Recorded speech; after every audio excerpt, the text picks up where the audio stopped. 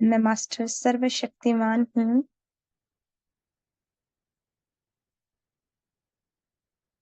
ज्ञान स्वरूप आत्मा भव, मास्टर ज्ञान का सागर भव, मास्टर मुरलीधर भव, मनन शक्ति और एकाग्रता की शक्ति के अधिकारी आत्मा भव।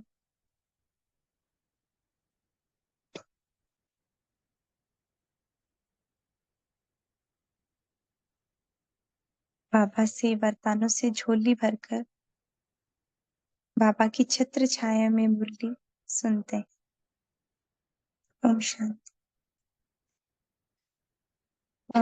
बाहर से अगर साउंड आ रही है तो बताएं, क्योंकि यहाँ पास में मंदिर है तो उसकी आवाज आ सकती है। आ रही है? बाहर की आवाजें आ रही है? नहीं आ अभी रही। तो नहीं आ रही है, अभी तो बिल्कुल नहीं आ रही है। हाँ ठीक है, फिर नहीं आएगी, क्योंकि मंदिर में आरती होती है तो डिस्टरबेंस होता है। ठीक है, तो कल हमने मुरली पढ़ी थी जो थी 3 अप्रैल की मुरली। पुराने संस्कारों को खत्म कर अपने निजी संस्कार धारण करने वाले एवर रेडी भव। यदि आज किस किस को पता है कल मुरली में हमने क्या क्या पॉइंट डिस्कस किए थे? कोई रिवाइज कराना चाहेगा क्लास में?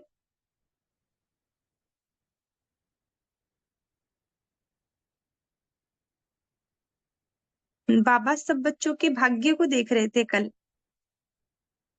बाबा बोल रहे थे कि सब बच्चों का इतना श्रेष्ठ भाग्य है जो न तो किसी पूरे कल्प में न देवात्मा का, न धर्मात्मा का, न महात्मा का, न परम पिता सॉरी पद्मपति आत्माओं का, किसी का भी नहीं है। लेकिन आप बच्चों का इतना श्रेष्ठ भाग्य है, लेकिन इसकी स्मृति हमें सदैव नहीं रहती। कभी तो स्मृति स्वरूप रहते हैं और कभी हम लोग विस्मृत हो जाते हैं। तो बाबा तो अपने बच्चों को सदा स्मृति स्वरूप देखना चाहते हैं। इसके लिए बाबा ने कहा कि बाबा इसके लिए 3 बातें देखते हैं कि ये नशा होता है ना हमारे, हमें अपने भाग्य का, ये क्यों कम हो जाता है। कभी कभी तो हमें बड़े याद रहता है, लेकिन कभी कभी ये नशा कम हो जाता है हमें अपने भाग्य का। और बाबा अपने बच्चों को हमेशा भाग्य के स्मृति स्वरूप देखना चाहते हैं, यानी हर वक्त हमारे अंदर अपने श्रेष्ठ भाग्य का नशा हो। तो इसके लिए बाबा 3 बातें बताते हैं। एक है सोचना यानी संकल्प करना, दूसरा बोलना वर्णन करना, एंड थर्ड है कि जो प्रैक्टिकल चलन में लाना, कर्म में लाना। तो बाबा कहते कि इन तीनों का अगर बैलेंस है ना, वो सही हो तो निश्चय और नशा हमारा हमेशा इमर्ज रह सकता है। लेकिन जब इसका बैलेंस कम हो जाता है तो ये नशा मर्ज हो जाता है। तो बाबा बोलते कि सोचने में भी ठीक है, बोलने में भी 70% तक ठीक है, बहुत अच्छे अच्छे स्पीच भी दे लेंगे कोई भी टॉपिक पे, लेकिन प्रैक्टिकल में जब आप बात करोगे तो उसमें कमी आ जाती है ना। तो बाबा फिर भी कहते हैं कि तुम सब मेरे बच्चे हो तो तुम सबको लेकर तो जाऊंगा। फिर बाबा आगे क्या बात बताते हैं कि रिवाइज कोर्स चल रहा है और नशे की बात भी बताई। फिर बाबा बोलते हैं कि जो धारणा स्वरूप है इसमें कमी क्यों रह जाती है। इसके कारण बताए बाबा ने कि हम लोग क्या करते हैं, हमारे अंदर 63 जन्मों के जो संस्कार बन गए हैं क्रोध के, तो हम लोग उनको बार बार यूज करते हैं, वो हमेशा ही हमारे अंदर इमर्ज हो जाते हैं। मतलब उसके लिए हम कोई एफर्ट नहीं लगाते, कोई प्रयास नहीं करते, फिर भी ये प्रैक्टिकल में आ जाता है क्रोध का। तो इससे हम बाप की ग्लानि भी कराते हैं। और बाबा कहते हैं इन अवगुणों को अपना संस्कार बना लिया हमने अपना, जबकि ये हमारे संस्कार है ही नहीं। तो बाबा कहते हैं क्रोध को, जो कि अज्ञान की शक्ति है, उसको तो हमने धारण कर लिया, और शांति जो कि ज्ञान की शक्ति है उसको नहीं किया। तो और बाबा ने इसके अलावा भी बताया कि आप में से किसी को याद है और क्या क्या पॉइंट कराए थे? बाबा ने यही बोला कि हर गुण और शक्ति को अपने संस्कार रूप में बनाओ। और फिर बाबा ने बोला कि अपने अंदर आप लोगों ने इतना कूट कूट कर इन नवगुणों को भर लिया है ना, उसको अपना संस्कार बना लिया कि खुद की निजी स्वरूप जो था, निजी संस्कार जो थे उनकी स्मृति नहीं रही अब, है ना। और बाबा ने बोले क्रोध के भी रूप कैसे बताए थे कि क्रोध का एक तो महान रूप जिसमें चेहरा लाल पीला हो जाता है, एक तो वो रूप जिसमें हम बाप की ग्लानि भी करा देते हैं, वाचा में आ जाते हैं, है, अग्रेसिव नेचर हो जाता है। और उसके बाद जो सूक्ष्म रूप थे दो तीन, कौन से थे सूक्ष्म रूप? एक तो था घृणा, ईर्ष्या और द्वेष। ये सूक्ष्म रूप थे जो कि देह भान में आते हैं हम लोग। क्रोध, एक घृणा, ईर्ष्या और द्वेष, हाँ ये तीन सूक्ष्म रूप बताए थे बाबा ने, जिसके अंदर क्या होता है कि बाहर से तो नहीं दिखता कि हम लोग क्रोध कर रहे हैं, लेकिन अंदर ही अंदर इंसान जलता रहता है। और कई लोग क्या कहते हैं कि हमें तो जैसे मजबूरी में लौ उठाना ही पड़ता है, वरना ये हमारी बात नहीं मानते। तो बाबा कहते हैं मैंने लौ उठाने की परमिशन किसी को नहीं दी है ना। जो निमित्त आत्मा है उनको भी लॉ उठाने की नहीं है, समय समय पर लॉ रिवाइज कराने की परमिशन दे रखी है। और बाबा ने कहा था कि आप सबको मेरे साथ क्या सजनी बनकर आना है ना। सजनी कब बनेंगे हम? जब ये संस्कारों से, जो हमारी आत्मा के संस्कार है, उनके उनसे सज के फिर चलेंगे हम, तब जाके हम सजनी बनेंगे। और तब बाबा हमें साथ लेके जाएगा, वरना तो हम क्या बाराती बन के चलेंगे साथ में। ठीक है, तो अब आज हम आगे बढ़ते हैं मुरली। वो थी बाबा ने कहा था कि सबको, जो निमित्त आत्माएं हैं, बड़े बड़े दीदी लोग हैं, उनको भी मैंने लो को हाथ में लेने के लिए नहीं बोला, रिवाइज कराने के लिए बोल रखा है, इतनी छुट्टी दे रखी है। तो आज बाप दादा थोड़ा ऑफिशियल शिक्षा दे रहे हैं, प्यार से उठाना, क्योंकि बाप दादा बच्चों के लिखे हुए किए हुए वायदे देखकर सुनकर मुस्कुराते रहते हैं। अभी बाप दादा ने जो सुनाया कि हर गुण को निजी संस्कार बनाओ, अंडरलाइन किया। तो अभी से यह कहना कि मैं शांत, कि शांत स्वरूप में रहना, सहनशील बनना, ये तो मेरा संस्कार बन गया है। फिर बाप दादा जब मिलन मनाने आए, तो इसे अपना निजी संस्कार बनाकर बाप दादा के आगे इन 5-6 मास में दिखाना। तो बाबा अब क्या प्रैक्टिकल वर्क दिखा रहे हैं? आ, अव्यक्त मिलन कब होगा? अब अक्टूबर मास में होता है शायद, है ना, और अभी चल रहा है अगस्त, सितंबर, अक्टूबर। बाबा ने 5-6 मास का होमवर्क दिया है कि 5-6 मास तक ये जो संस्कार है, शांत स्वरूप रहना और सहनशील बनना, तो इसको अपना निजी संस्कार बनाकर बाबा को हमें देना है। इसलिए आज रिजल्ट सुना रहे हैं। क्रोध की रिपोर्ट बहुत आती है, छोटा बड़ा भिन्न भिन्न रूप से क्रोध करते हैं। अभी बाप दादा ज्यादा नहीं खोलते हैं, लेकिन कहानियां बहुत मजे की हैं। इसलिए आज से क्रोध को क्या करेंगे? विदाई देंगे। सभी ने ताली बजाई। देखो, ताली बजाना बहुत सहज है, लेकिन क्रोध की ताली नहीं बजे। बाप दादा अभी यह बार बार सुनने नहीं चाहते, फिर भी रहम पड़ता है तो सुन लेते हैं। क्या सुन लेते हैं बाबा? क्या सुन लेते हैं बाबा? क्रोध की ताली, है ना। जो क्रोध की ताली हम बजाते हैं, तो बाबा कहते हैं कि ये सुनना नहीं चाहते, लेकिन सुन लेते हैं बार बार। तो बाबा कहते हैं, तो अब यह नहीं कहना कि बाबा वायदा तो किया, लेकिन फिर आ गया, क्या करें, चाहते नहीं है, आ जाता है। आप ही माया को समझा दो, क्रोध को समझा दो, तो ये पुरुषार्थ भी बाप करे और प्रारब्ध बच्चे लेंगे। तो बाबा क्या कह रहे हैं यहाँ पे हमें, कि अब बच्चे क्या कहते हैं कि माया, बाबा आप ही माया को समझा दो, है ना, क्रोध को समझा दो। तो बाबा कह रहे हैं कि पुरुषार्थ भी बाप करेगा, तो फिर प्रारब्ध बच्चों को क्यों देंगे?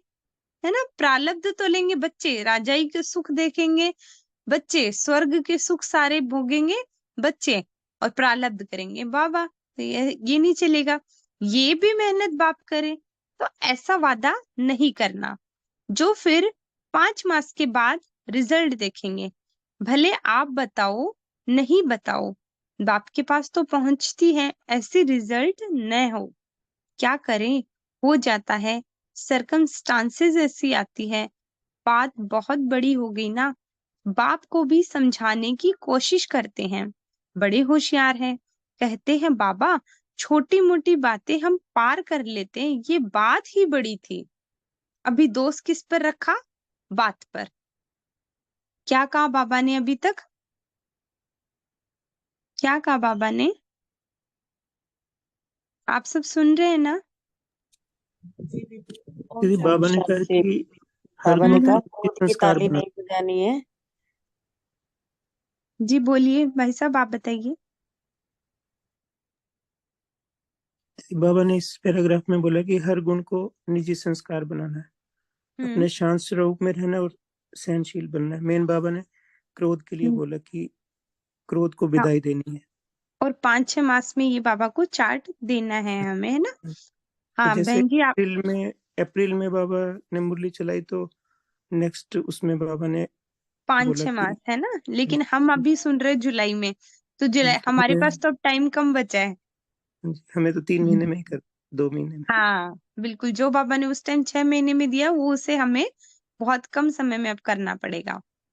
और बाबा ने क्या बताया कि बाबा बच्चों की रिपोर्ट्स देख रहे थे कि बच्चे क्या बोलते हैं कि बाबा आप आप ही समझा समझा दो दो। माया। हम्म। तो बाबा बोलिए। ने बोला कि माया को हम बोलते हैं कि माया को आप समझा दो, क्रोध को समझा दो। तो बाबा ने बोला कि यह पुरुषार्थ बाप करे और प्रारब्ध बच्चे देंगे। तो ये ऐसे नहीं होना चाहिए कि ये मेहनत भी बाप करे, तो आपको ही मेहनत करनी है इसके ऊपर। हाँ, तो बाबा ने यहाँ पे बोला, कई बच्चे बोलते कि बाबा सरकमस्टांस ही ऐसी आ गई थी, सिचुएशन ही ऐसी आ गई थी कि क्रोध करना पड़ा, बात बहुत बड़ी थी इसलिए क्रोध करना पड़ा। तो इस तरह से बातें करके बाप को समझाने की कोशिश करते हैं, है ना?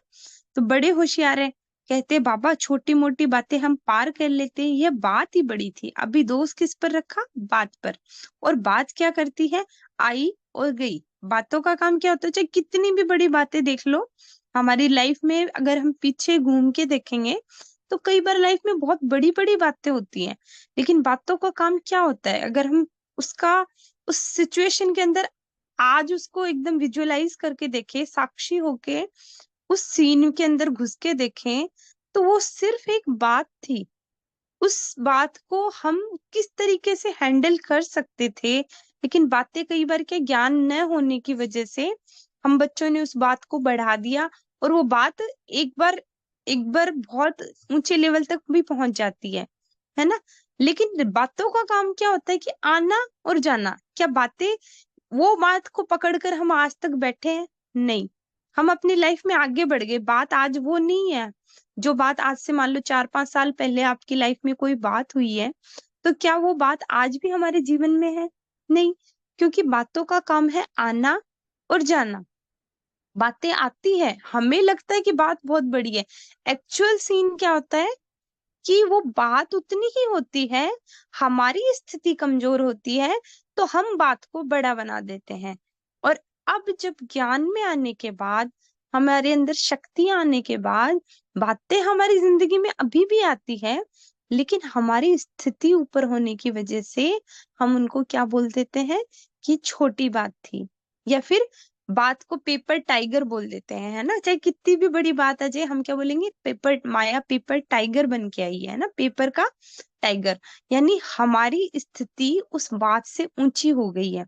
तो बातें तो आती है, आती ही जानने के लिए।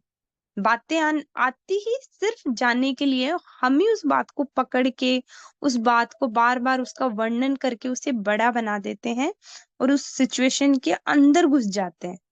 जबकि बातें सिर्फ साक्षी होके, इसमें मेन चीज क्या होती है? जब भी कोई बातें लाइफ में आती है, तो मेन चीज होती है साक्षी होके उन चीजों को, उन उस स्थिति को उस समय देखना। जो बात उस समय आई है उसको साक्षी होकर देखना। तो बाबा कहते हैं बाबा छोटी मोटी बातें हम पार कर लेते हैं, ये बात ही बड़ी थी। अभी दोष किस पर रखा? बात पर। और बात क्या करती है? आई और गई। 5,000 वर्ष के बाद फिर बात आएगी। जो 5,000 वर्ष के बाद बात आनी है, उस पर दोष रख देते हैं। ऐसे नहीं करना। क्या करूं? यह संकल्प में भी नहीं लाना। बाप दादा क्रोध के लिए क्यों विशेष कह रहा है? क्योंकि अगर क्रोध को आपने विदाई दे दी तो इसमें लोभ इच्छा सब आ जाता है। लोभ सिर्फ पैसे और खाने का नहीं होता, भिन्न भिन्न प्रकार की, चाहे ज्ञान की, चाहे अज्ञान की, कोई भी इच्छा लोभ है, यह भी लोभ है। भिन्न भिन्न प्रकार की, कैसे बोला, ज्ञान की चाहे अज्ञान की, कोई भी इच्छा, अगर हमारे अंदर कोई भी इच्छा है तो वो लोभ है। तो क्रोध को खत्म करने से लोभ स्वतः ही खत्म हो जाएगा, अहंकार भी खत्म हो जाएगा। अभिमान आता है ना, मैं बड़ा, मैं समझदार, मैं जानता हूं, यह क्या अपने को समझते हैं, तब क्रोध आता है। यह मतलब क्या ये बातें हैं कि मैं बड़ा, मैं समझदार, मैं जानता हूँ, ये क्या अपने को समझते हैं, तब क्रोध आता है। ऐसी ऐसी बातें अगर दिमाग में आती है, अभिमान की बातें, तब क्रोध आता है। तो अभिमान और लोभ, यह भी साथ साथ विदाई ले लेंगे। इसलिए बाप दादा विशेष लोभ के लिए न कह करके क्रोध को अंडरलाइन करा रहा है, तो संस्कार बनाएंगे। अभी सब हाथ उठाओ, सबका फोटो निकालो, अभी थोड़ी सी मुबारक देते हैं, बहुत नहीं। जब फिर से रिजल्ट देखेंगे, फिर वतन के देवताएं भी, स्वर्ग के देवताएं भी आपके ऊपर वाह वाह के पुष्प गिराएंगे। क्या बोला बाबा ने?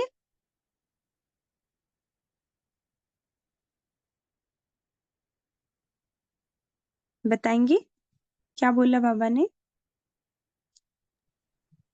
ओम शांति दीदी। ओम दीदी शांति बाबा बहन। बाबा बोले कि बाबा क्रोध पे ज्यादा ध्यान मारे, क्योंकि हम्म क्रोध अगर कहा जाता है तो हमारी लोभ, इच्छा, अभिमान, ये सब हम्म, भी साथ साथ में पूरा खत्म हो जाता है। इसलिए बाबा हाँ बोले कि क्रोध पे ज्यादा ध्यान। हाँ, क्योंकि क्रोध अगर हमारे अंदर, और वास्तव में देखा जाए ना, तो बाबा ने भी पिछले पैराग्राफ में भी कहा था, एक पैराग्राफ में, कि पवित्रता के सब्जेक्ट में तो हम सब 75% बच्चे पास है ना, चाहे कि कुछ भी करके ले ले। लेकिन क्रोध को जीतना अभी तक बच्चों में थोड़ा सा मुश्किल है। जो बाबा के बच्चे बने हैं, क्रोध सब बच्चों में पूरी तरह खत्म नहीं हुआ है ना। क्रोध तो जैसे अगर बड़े रूप में नहीं तो छोटे रूप में अभी सब बहुत सारे बच्चों में है। क्रोध के छोटे रूप जो बताए, ईर्ष्या, द्वेष, घृणा, तो कुछ ना कुछ अंश वंश उसके बाकी है, बच्चों में अभी तक नहीं गए। और बाबा हमें किस रूप में देखना चाहते हैं कि क्रोध न हो, बच्चे एकदम शांत सहनशील बच्चे हो। तो अगर बाबा कह रहे कि मैं छोटे मोटे विकारों के जैसे वैसे भी ये भी बड़े हैं, लोभ और अभिमान, लेकिन बाबा कहते हैं कि ये तो स्वतः ही खत्म हो जाएंगे यदि हमने इसको, क्रोध को खत्म कर लिया। तो बाबा इसका हमें बोल रहे हैं कि मैं आपका चार्ट देखूंगा तभी पूरी मुबारक दूंगा। अभी आधी अधूरी मुबारक दी है बाबा ने। बाबा कहते हैं उसके बाद तो देखना स्वर्ग के देवताएं भी आप पे पुष्प गिराएंगे। और इसका बड़ा अच्छा विजन बना सकते हैं हम लोग, जैसे कि मैं एकदम शांत फरिश्ता बन के जा रही हूँ वतन में, और बहुत सारे देवी देवताएं मेरे ऊपर पुष्प की वर्षा कर रहे हैं, और बाबा मुझे पीस मेकर का अवार्ड दे रहे हैं, है ना। इसका भी विजन बना के हम लोग मेडिटेशन में से यूज कर सकते हैं। आगे बोलते बाबा, आज से हर एक अपने में देखे, दूसरे को नहीं देखना। दूसरे की है बातें देखने के लिए मन की आंख बंद करना। दूसरों की बातें देखने के लिए मन की आंख बंद करना। ये आंखें तो बंद कर ली, कर, हाँ ये आंखें तो बंद कर नहीं सकते ना, लेकिन मन की आंख बंद करना। दूसरा करता है या तीसरा करता है, मुझे नहीं देखना। बाप इतना भी फोर्स देकर कहते हैं कि अगर कोई विरला महारथी भी कोई ऐसी कमजोरी करे, तो भी देखने के लिए और सुनने के लिए मन को अंतर्मुखी बनाना।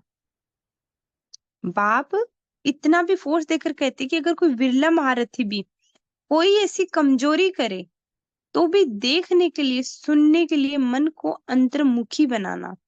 यानी महारथी आत्माएं जो बड़ी बड़ी दीदियां या दादियां, उनको बोल रहे हैं पापा कि अगर हमें उनके अंदर भी कोई कमजोरी दिखे, है ना, जो निमित्त दीदियां होती है हमारे सेंटर्स की भी होती है, अगर हमें उनमें भी कोई कमजोरी दिखे, तो उनके लिए भी क्या, सुन देखने और सुनने से मन को अंतर्मुखी बनाना। तो बाबा ने कई बार मुरलियों में एक बार कहा भी है कि आप अगर किसी महारथी के अंदर ये कमजोर स्वरूप देखो तो ये समझो कि वो महारथी उस समय महारथी नहीं है, उस समय वो अपनी सीट से उतर चुका है और माया के वशीभूत है ना। तो बाबा कह रहे हैं आगे, उस समय उनको न देख के अपने मन को अंतर्मुखी बना लेना है ना। अंतर्मुखी बनाना मतलब बाबा के ये जो ज्ञान के पॉइंट से इनका चिंतन करना कि ये महारथी आत्मा अभी इसके कोई भी कमजोरी यदि हमें दिखे तो हमारी चिंतन नहीं चलना चाहिए, हमें अंतर्मुखी होना है। हंसी की बात सुनाए, बाप दादा आज थोड़ा स्पष्ट सुना रहे हैं, बुरा तो नहीं लगता है। अच्छा, एक और भी स्पष्ट बात सुनाते हैं। बाप दादा ने देखा है कि मेजोरिटी समय प्रति समय, सदा नहीं, कभी कभी महारथियों की विशेषता को कम देखते और कमजोरी को बहुत गहराई से देखते हैं और फॉलो करते हैं। एक दो से वर्णन भी करते हैं कि क्या है, सबको देख लिया है। महारथी भी करते हैं, हम तो है ही पीछे। अभी महारथी जब बदलेंगे ना तो हम बदल जाएंगे। लेकिन महारथियों की तपस्या, महारथियों के बहुत काल का पुरुषार्थ उन्हों को एडिशन मार्क्स दिलाकर भी पास विद ऑनर कर लेती है। आप इसी इंतजार में रहेंगे कि महारथी बदलेंगे तो हम बदलेंगे, तो धोखा खा लेंगे। इसलिए मन को अंतर्मुखी बनाओ। कितनी सुंदर बात कही ना बाबा ने यहाँ पे। बताना जरा क्या बोला बाबा ने। ओम शांति दीदी। ओम शांति। बाबा ने बताया कि मतलब बच्चे अपनी कमजोरी को नहीं देखते हैं और बड़े बड़े जो महारथी हैं उनको देख लेते हैं कि अरे महारथी, उनकी मतलब विशेषता महारथियों की नहीं देखते और उनकी कमजोरी को देख लेते हैं कि महारथी बदलेंगे तो हम बदल जाएंगे। बाबा ने कहा कि महारथियों की कमजोरी हमें कभी नहीं देखना है, उनकी विशेषता को देखना है। बाबा ने ये कहा कि महारथियों की तपस्या, महारथियों के बहुत काल का पुरुषार्थ जो है, हमने उनको ये विशेषता नहीं देखी कि उन्होंने कितने सालों तक तपस्या करी है ना, उनका पुरुषार्थ कितना था, और हमने उनकी कमजोरी को देख लिया। लेकिन उनका जो बहुत काल की तपस्या और पुरुषार्थ है ना, वो उनको एडिशन मार्क्स दिला के उनको तो पास विद ऑनर करा देगा। और हम इसी वहम में बैठे रह जाएंगे कि महारथी बदलेंगे तब हम बदलेंगे। हमने देख मतलब ये अलबेलेपन का जो आ जाता है विचार कि ये बदलेंगे तब हम बदल जाएंगे, है ना, अभी तो बहुत समय पड़ा है। लेकिन बाबा कह रहे कि वो तो एडिशन मार्क्स लेके पास भी तो ऑनर हो जाएंगे और हम इसी धोखे में रह जाएंगे। इसलिए अपने मन को अंतर्मुखी बनाओ। समझा। यह भी बाप दादा बहुत सुनते हैं। देख लिया, देख लिया।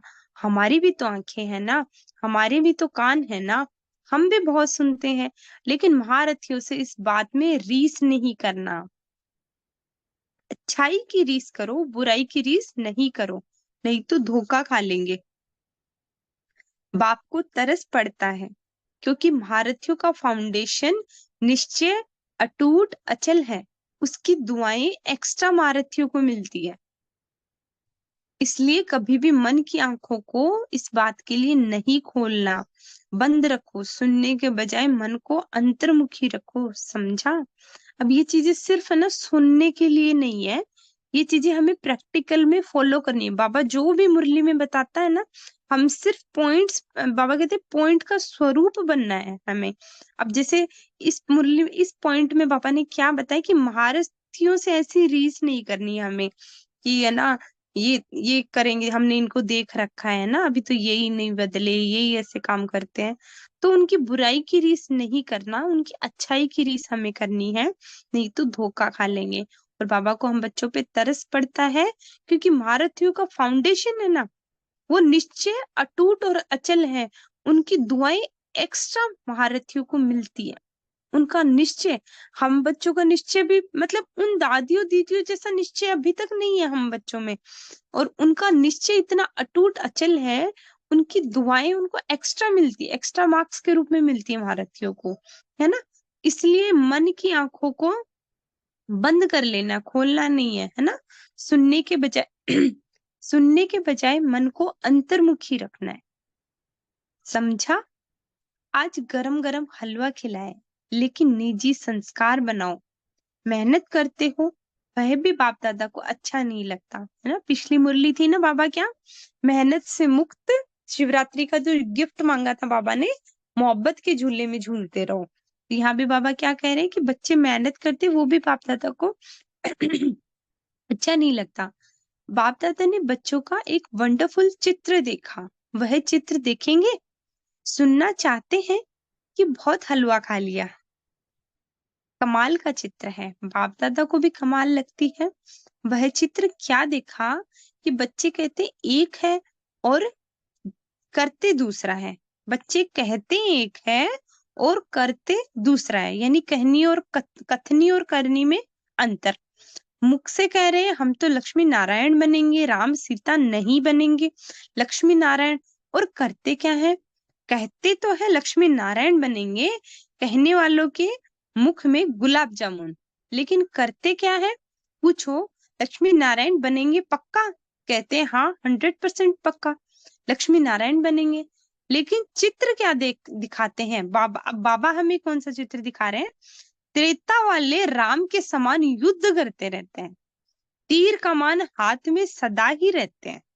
कहते हैं लक्ष्मी नारायण बनेंगे, लेकिन प्रैक्टिकल में त्रेता युगी राम समान युद्ध करते हैं सदा। आधा समय युद्ध में, आधा समय योग में।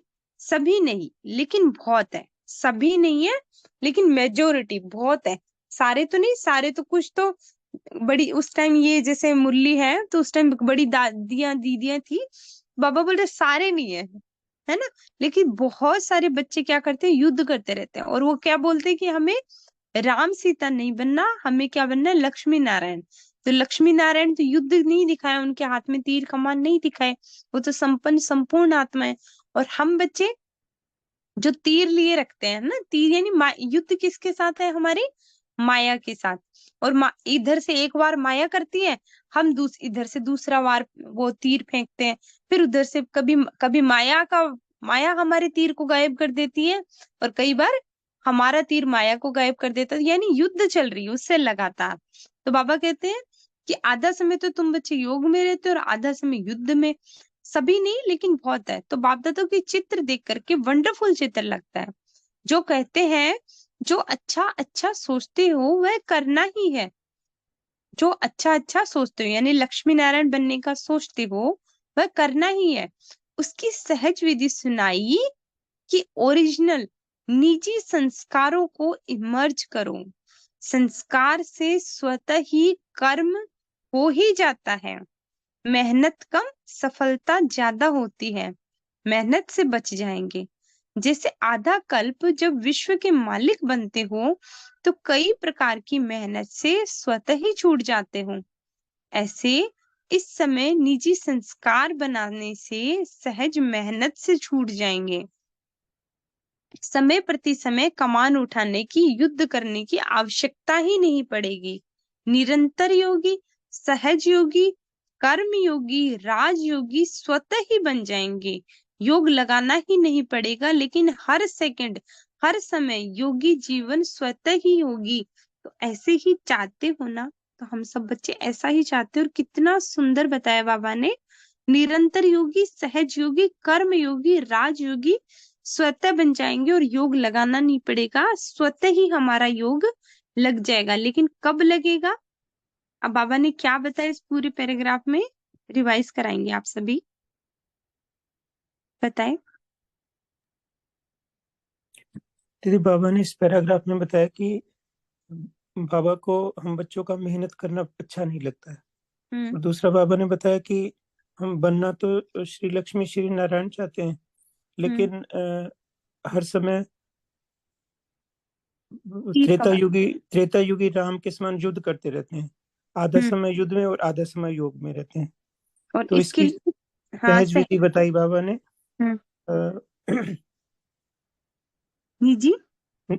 निजी संस्कार को इमर्ज करना। हाँ, निजी संस्कारों को इमर्ज करना, इससे हम मेहनत से छूट जाएंगे। जो युद्ध करते रहते युद्ध, हाँ युद्ध में थकान आती है। जब भी कोई मेहनत वाला काम करते हैं तो थकान आती है। तो माया से युद्ध करते रहते हैं तो उसमें थकान आएगी ना। जैसे आज मैंने शांति का संस्कार इमर्ज किया है ना, और बाद में बीच में किसी कोई बात ऐसी आ गई और मैंने गुस्सा कर लिया, तो यानी मैंने उस संस्कार को यूज कर लिया। युद्ध किसके साथ हो गई? माया के साथ। माया ने मेरे पास कोई सिचुएशन या बात रूपी तीर फेंका, और उसके बदले में मैंने भी तीर फेंक दिया क्रोध का, तो माया जीत गई इसमें, है ना। और या फिर माया फेंकेगी, कोई ऐसी सिचुएशन लाएगी मेरे सामने और मैंने शांति का तीर फेंक दिया, तो मेरी जीत हो जाएगी। तो इस तरह से क्या होता है कि कभी हम इमर्ज करते हैं, कभी मर्ज हो जाता है। हमारे जो निजी संस्कार है, युद्ध किस तरह से होती है, इसकी एक सुंदर सी पिक्चर बना सकते हैं माइंड में, कि माया हमारे पास कोई सिचुएशन ला रही है, यानी उसके तीर पड़ रहे हैं हमारे पे, रावण की माया, रावण की और मुझ आत्मा के जैसे चल रहे हैं, है ना। तो लगातार क्या होता है, कभी तो मैं जब बढ़िया मेरा तीर शक्तिशाली होता है, यानी मैंने जो मेरे निजी संस्कार रूपी तीरों को यूज करके फेंका, तब तो मेरी जीत हो जाती है। और माया के ही संस्कारों को मैं यूज कर लेती हूँ, उसी के तीर मैं फेंक देती हूँ, तो मेरी हार हो जाती है। तो ये जीत हार का खेल इस युद्ध में चलता रहता है। लेकिन बाबा ने कहा कि इसमें सहज विधि, लक्ष्मी नारायण बनने की सहज विधि, ये तो त्रेता युगी राम के लक्षण हो गए, अब हमें बनना है लक्ष्मी नारायण।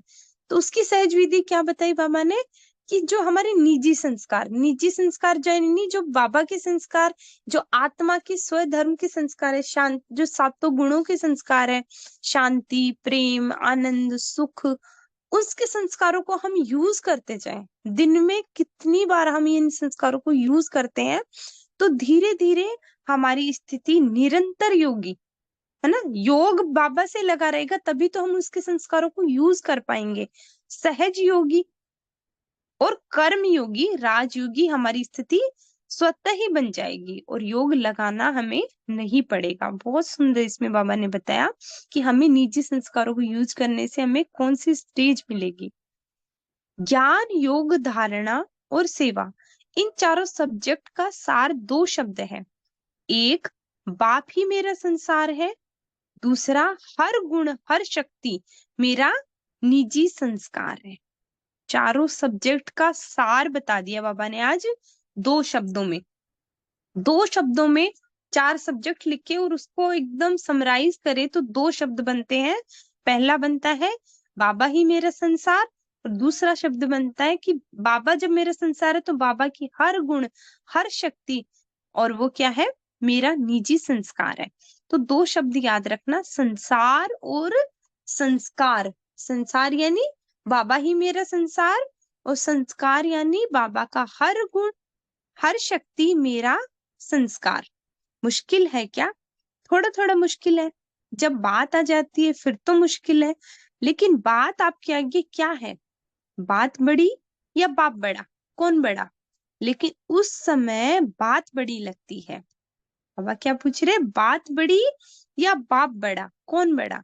लेकिन हमें क्या लगता है, उस समय हमें अपनी बात बड़ी लगती है। बाप दादा के पास ऐसे समय के बच्चों की फोटो बहुत है, म्यूजियम लगा हुआ है, कभी आना तो देखना, है ना, सूक्ष्म वतन में जाके। और आज ये म्यूजियम देखेगा और उस म्यूजियम में सिर्फ खुद की फोटो देखनी है, प्रदर्शन नहीं करना, खुद की फोटो देखनी है कि हाँ बाबा आज से 6 महीने पहले ये मेरा ही फोटो है जब मैंने गुस्सा किया था, है ना, अपना ही फोटो देख लेना। लेकिन अभी समाप्ति समारोह मनाओ। जब आप ये समाप्ति समारोह बनाएंगे तब विश्व परिवर्तन का समारोह आपके सामने आएगा। समाप्ति समारोह मनाएंगे तब विश्व परिवर्तन का समारोह आपके सामने आएगा। और एक बात सुनाए, सुनने के लिए तैयार हो? बालक मालिक होते हैं ना, बालक मालिक होते हैं ना, तो मालिक से ऑर्डर लेकर फिर सुनाना होता है। अच्छा, बाबा हम बच्चों को कह रहे कि आप बच्चे बालक हो, तो बच्चे तो मालिक होते हैं, और मालिक से ऑर्डर लेके, जैसे बाबा पूछते हैं ना सुनाए, तैयार हो, यानी वो हमसे परमिशन ले रहे हैं, तो ऑर्डर लेके फिर सुनाना होता है। बेहद का हाल है ना, देखो जैसे रुंड माला दिखाई है ना, वैसे यहाँ आकर देखो तो रुंड माला ही लगती है। बाबा स्टेज पर सब बच्चों को देख रहे हैं, और बाबा सब बच्चों को क्या देखते हैं, बाबा कभी भी इन शरीरों को नहीं देखता, बाबा सिर्फ बिंदियों को देखता है ना। तो हॉल के अंदर इतने बच्चे बैठे होते हैं और उन बच्चों को ऐसे बिंदी रूप में देखता है ना, तो बाबा को सिर्फ रुद्रमाला दिखाई देती है, रुंडमाला दिखाई देती है, सिर्फ आपको फेस दिखाई देगा बस। तो बेहद के हॉल में बाप दादा भी आज खुली दिल से बेहद की बातें कर रहा है। कल का दिन कौन सा था? बुधवार। तो बुधवार की बात है। आज तो सभी रात का खेल देखकर थोड़ा थके हुए थे। थोड़ा सा परेशानी तो हुई ना। रात को तूफान के साथ बरसात हुई। कल किस किस के यहाँ बरसात हुई थी? हमारे यहाँ तो हुई थी। कल बारिश बहुत तेज आई थी। तो बाबा बाबा की जैसे ये लाइन पड़ी तो हमें लगा कि बाबा हमें ही बोल रहे। रात को तूफान के साथ बरसात हुई, लेकिन लास्ट समय में तो बहुत कुछ होने वाला है। अगर थोड़ी सी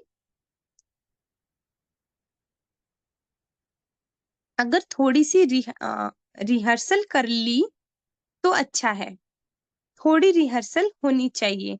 बैग बैगेज समेटना और भागना दौड़ना ये तो एक्सरसाइज है ना। जैसे बारिश अचानक से होने लग जाती है खुले हॉल में, तो क्या करते हैं, सारा अपना बिस्तर जो भी सामान होता है उसको समेट के दौड़ भाग करते हैं। तो बाबा कहते ये तो एक्सरसाइज कराई, है ना। वैसे तो बूढ़ी बूढ़ी माताएं भागती नहीं, लेकिन रात को बिस्तर और अटैची लेकर तो भागी। बाबा बाबा कह रहे हैं कि बूढ़ी माताएं वैसे तो भागती नहीं है, लेकिन रात को जब बारिश और तूफान आया तो बिस्तर और अटैची लेकर तो भागी। इसलिए यह भी खेल है। एक्सरसाइज तो हो गई ना, टांगे तो चली। ये छोटी मोटी रिहर्सल तो फाइनल के आगे कुछ भी नहीं है। फाइनल जो पेपर आने वाले हैं हमारे, उसके सामने छोटी छोटी रिहर्सल कुछ भी नहीं है।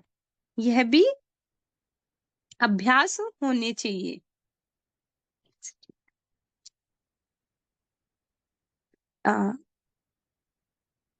बाप दादा ने कहा कि एवर रेडी रहो। इसमें भी एवर रेडी। बारिश पड़ी, सेकंड में चल पड़े, कोई डिस्टर्ब हुए, सेकंड में सेट हो गए। तो बाबा ये छोटी छोटी परिस्थितियां है ना। देखिए इसमें कोई बड़ा पेपर नहीं आया, लेकिन इस समय भी हमारे मन की स्थिति कैसी रही, पापा ये देखना, ये चीज सिखाना चाहते हैं कि बच्चे फाइनल पेपर तो बहुत बड़ा होगा, वो तो देखने के लिए बहुत बड़ी दिल चाहिए, बहुत हिम्मत चाहिए, बहुत शक्ति की आवश्यकता पड़ेगी। लेकिन जैसे अचानक से कुछ हो जाता है, जैसे सामने के सामने बिजली गिर गई, या बारिश अचानक से, हम चल रहे हैं, हमारा सारा सामान बाहर पड़ा है और हम क्या, अचानक से बारिश आ गई, तो मन की स्थिति उस समय कैसी होती है। शांति से भी सारा काम हो सकता है, लेकिन हम क्या, अस्त व्यस्त हो जाते हैं। तो बाबा ये समझाना चाह रहे हैं कि बारिश पड़ी, सेकंड में चल पड़े, कोई डिस्टर्ब हुए, सेकंड में सेट हो गए। बाप दादा भी समझते हैं जब तक पक्का नहीं बना तब तक बच्चे कम आवे, लेकिन जितना ही कम कहते हैं उतना ही बढ़ता जाता है। लाल झंडी दिखाते भी हैं जब तक कम, क्या बोला बाबा ने यहाँ, जब तक बच्चे कम आए, जब तक पक्का नहीं बना। अच्छा ये हॉल की बात कर रहे हैं बाबा, जो जिस हॉल में बैठे थे वो पक्का नहीं बना था, पूरा अभी कच्चा था। तो बाबा का ये कहना था कि जब तक ये पूरा तैयार नहीं होता है तब तक बच्चे थोड़े कम आने चाहिए। लेकिन जितना ही कम कहते हैं, बाबा कहते हैं कि जितने कम बच्चे हैं उतने ही बच्चे बढ़ जाते हैं। लाल झंडी भी दिखाते हैं, नहीं आओ, फिर भी आ जाते हैं। तो देखो खेल, बाप दादा को बच्चों का स्नेह देखकर खुशी होती है ना।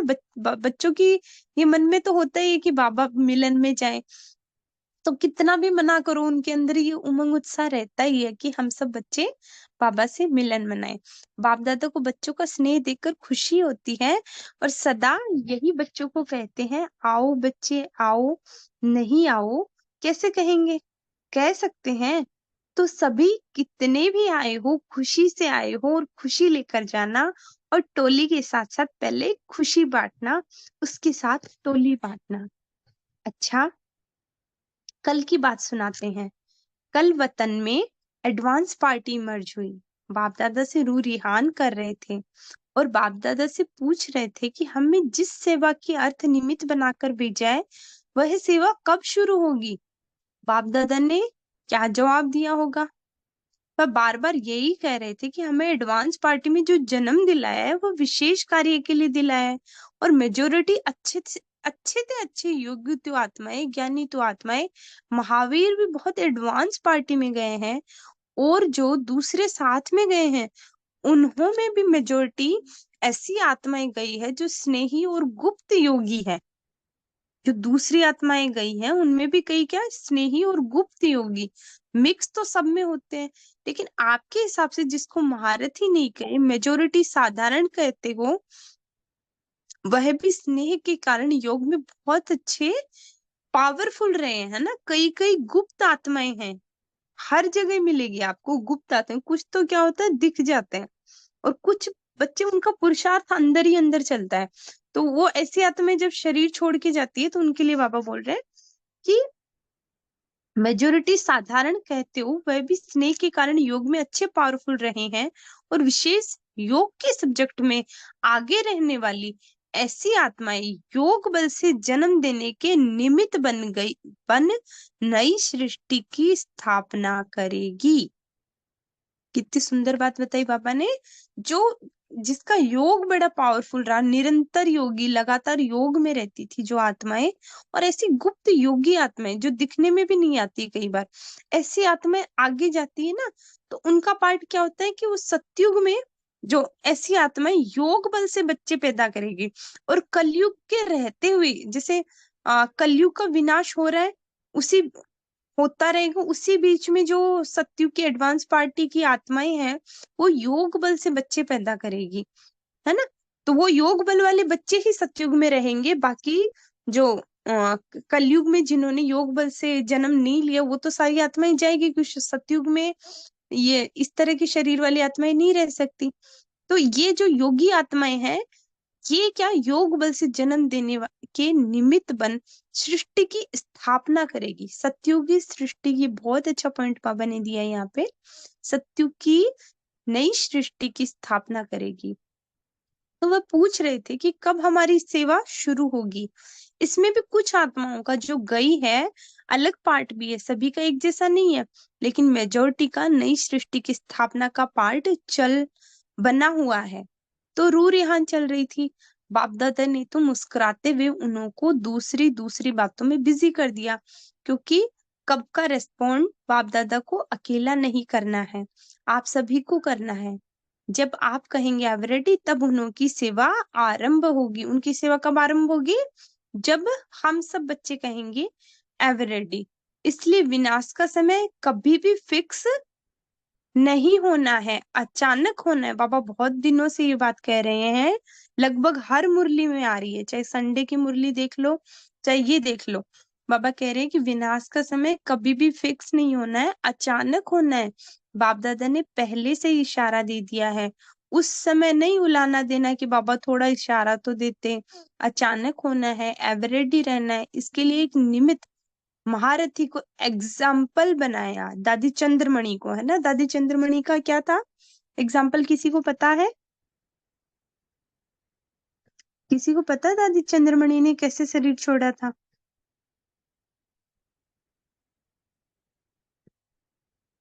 मेरे ख्याल से ना ये है कि दादी चंद्रमणि योग में बैठी थी और उन्होंने शरीर छोड़ दिया था, उनको पता भी नहीं चला कि उनकी आत्मा जा चुकी है। वो तो जैसे सूक्ष्म वतन में बाबा से मिलन बनाने गई हुई है और उनका शरीर छूट चुका था, इस तरह से। अच्छा, मुरली सुनते, बीके रीना बहन कह रहे कि मुरली सुनते हुए गई थी।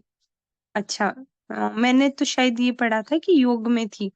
जो भी हो, तो उनका शरीर एकदम इतनी अच्छी मृत्यु थी उनकी, जो शरीर छोड़ा उन्होंने, तो मतलब पता ही नहीं चला ना उनको, पता चला दादी को तो एहसास ही नहीं हुआ कि उन्होंने शरीर छोड़ दिया। और वो तो सूक्ष्म तन में बाबा से मिलन मना रही थी, बाद में उन्हें एहसास हुआ कि मैंने शरीर छोड़ दिया है। तो इतनी सहजता से, इतनी आसानी से उन्होंने शरीर छोड़ा। यानी क्या बोल रहे हैं बाबा कि एग्जाम्पल दादी चंद्रमणि को बनाया है कि निमित्त महारथी की हर वक्त एवर रेडी रहना। क्या हम इतने एवर रेडी है? अगर बाबा 1 सेकंड बाद भी या 1 मिनट 1 घंटे बाद भी कह दे कि बच्चे आपको शरीर छोड़ना है, तो क्या हम तैयार है? हम इतनी संपूर्णता आ गई है हमारे अंदर कि हम एडवांस पार्टी में जा सके? हमें इतना एवर रेडी बनना है ना। है तो सब ड्रामा अनुसार, लेकिन कोई विशाल सेवा का एग्जाम्पल भी बनता है। इसलिए क्या करेंगे, जब बाप दादा मिले तो सब मुख मन से कहना, कागज का वायदा या मुख का वायदा नहीं, मन से वायदा करके दिखाना कि हम सब पुराने संस्कार खत्म कर अपने निजी संस्कार धारण करने वाले एवर रेडी आत्माएं हैं। ठीक है, करेंगे। छोटी छोटी बातें खत्म करो। ऐसा लगता है जैसे 60 साल का बुजुर्ग और बच्चे माफिक गेंद से खेले। अच्छा नहीं लगता। गेंद क्या, मिट्टी से खेलते हो, देवभान की मिट्टी से खेलते हो। अभी ज्ञान रत्नों से खेलो, गुणों से खेलो, शक्तियों से खेलो, मिट्टी से नहीं। किसी प्रकार का दे अभिमान मिट्टी से खेलना है। सुना वतन का समाचार। तो आज की मुरली हम इतनी ही करेंगे, क्योंकि अभी हमें भी किचन में जाना है, बच्चों के टिफिन बनाने हैं। तो आज की मुरली में मेन क्या है, हमें अपने निजी संस्कार है, जो पुराने संस्कार है उनको, तो जो 63 जन्म के, उनको छोड़ना है।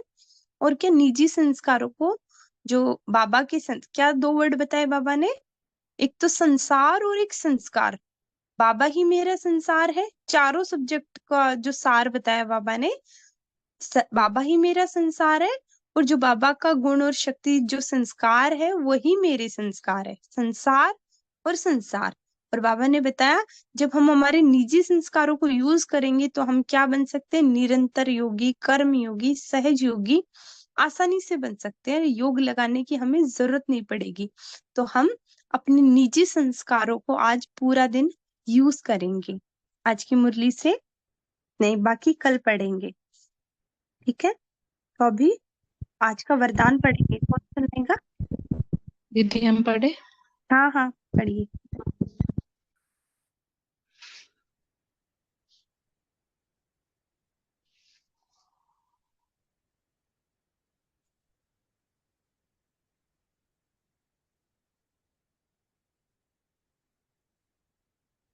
पढ़िए सिस्टर। हाँ दीदी बस हाँ निकल बोल। वापिस चला गया दीदी।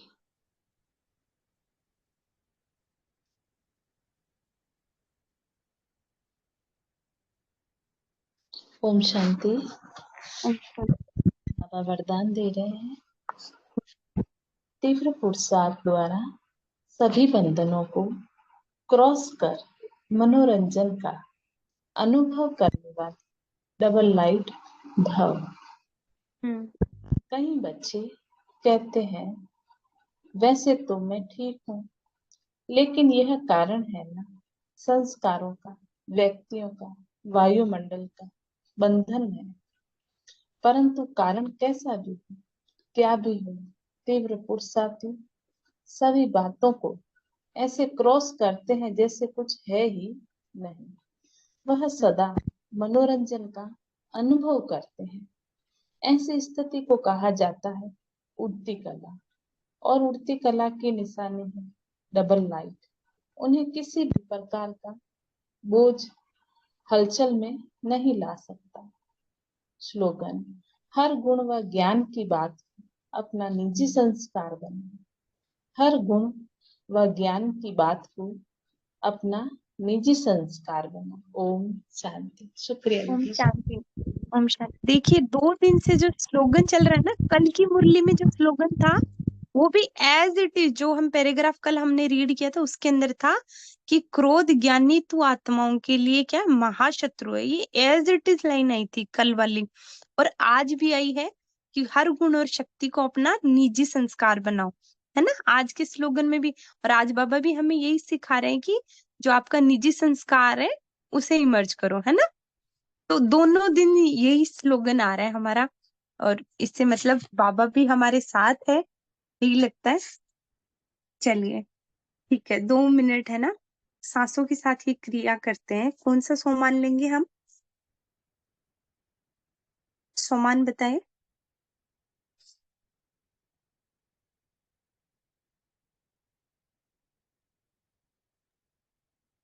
यदि वो करे बाबा ही संसार और बाबा ही संस्कार।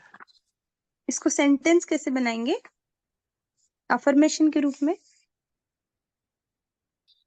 कैसे बनाएंगे?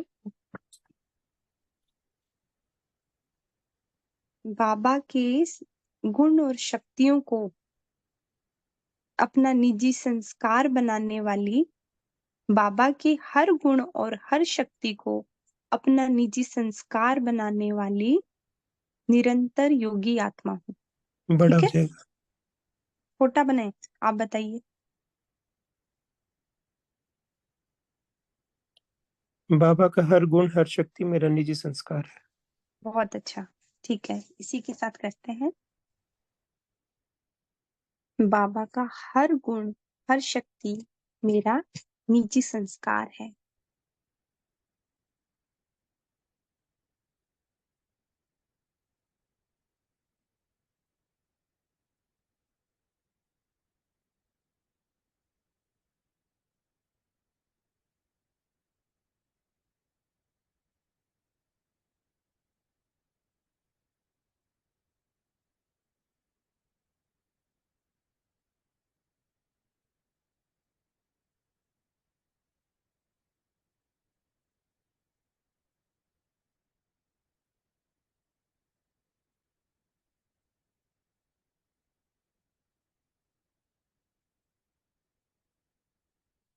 हो गया सभी का?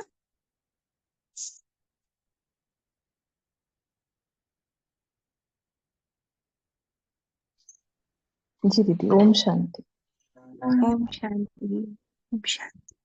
ओम शांति दीदी, शुक्रिया दीदी। ओम शांति। शुक्रिया बाबा, शुक्रिया आप सब आत्माओं का। ओम शांति दीदी, thank you so much, thank ओम यू। शांति। Thank you. ओम ठीक शांति दीदी, शुक्रिया। है। ओम शांति।